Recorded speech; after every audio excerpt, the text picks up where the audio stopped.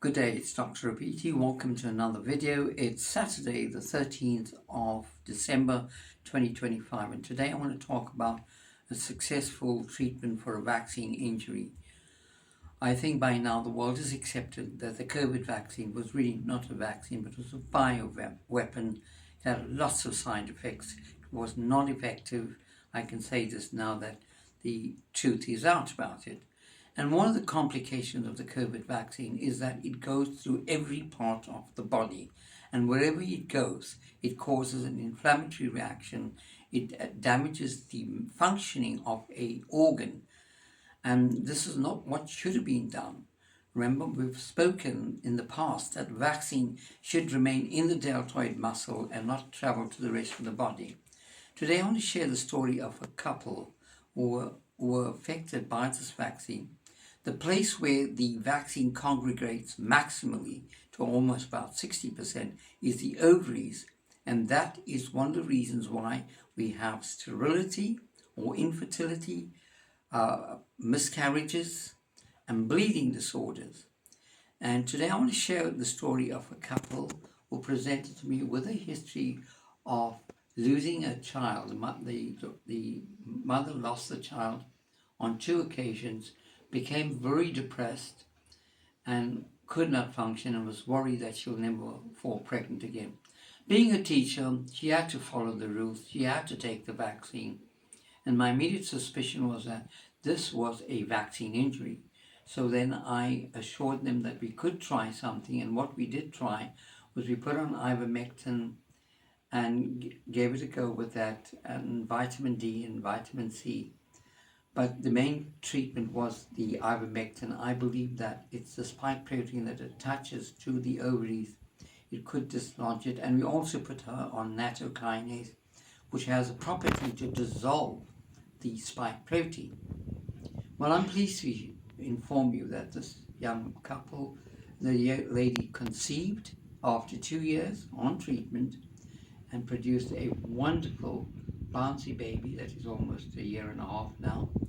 And yet to tell you her story is the patient herself, but we just for her privacy, we're just going to interview her. So just tell us, what happened? Did you go for the vaccine, ma'am? Yes, I did. How many vaccines did you take? I took one. One vaccine. It was the Johnson's. I think it was the 2-in-1 that they had. Right, 2 in 1. Yes. It was one vaccine. And shortly after, what did you experience? You tried to fall pregnant after your first pregnancy, right? Yes. And then what had happened?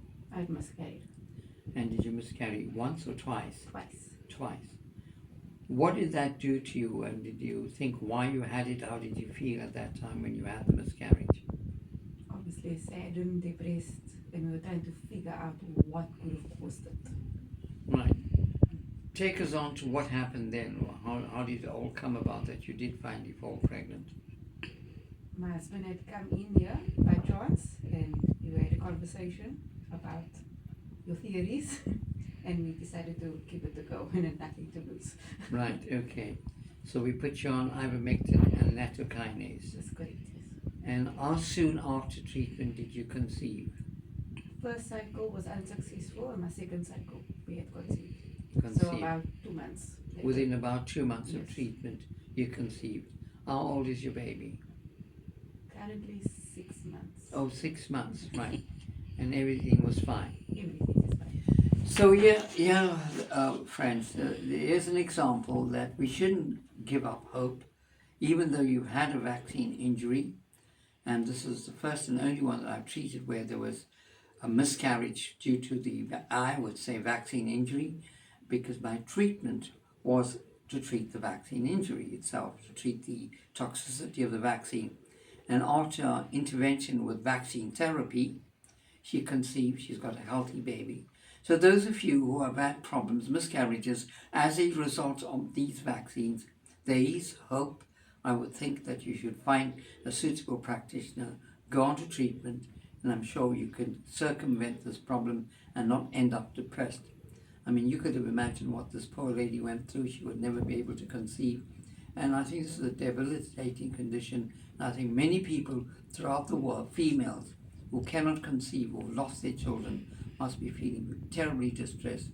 I hope this story, this success story, will give hope to other women who have been badly afflicted by these vaccine injuries, because nobody who promoted it is bothered to listen to their problem, acknowledge that the vaccines are indeed toxic.